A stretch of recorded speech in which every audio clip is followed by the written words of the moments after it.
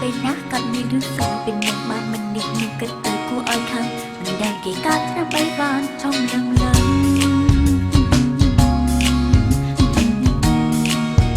ជួបមកពេលណាឆ្លុះពេលនឹង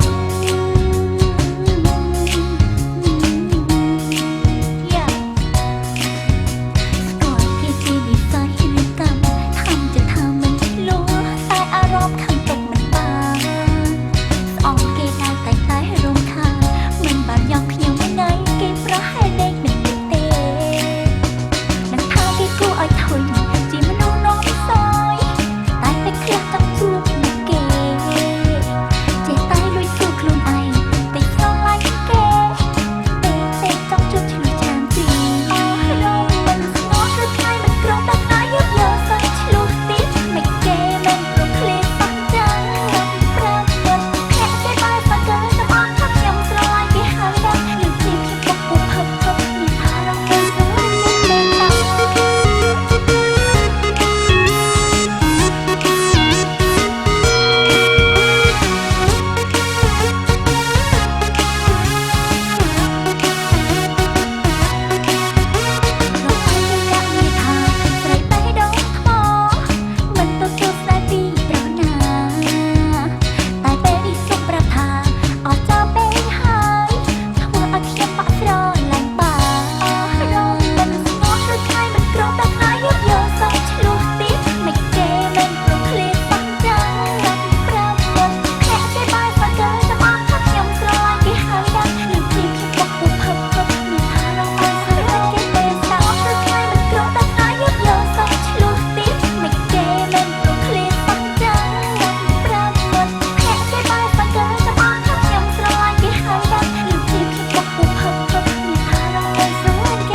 ល់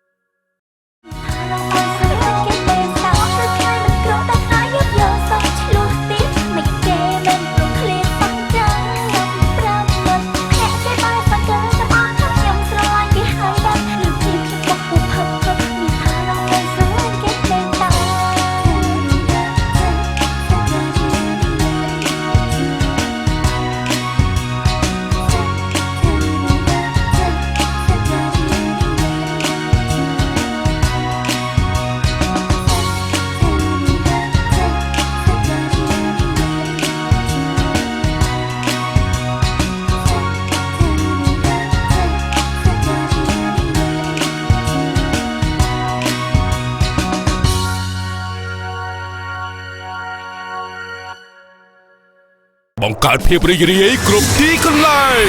Lensberg ផលិតដោយជនជាតិអាល្លឺម៉ង់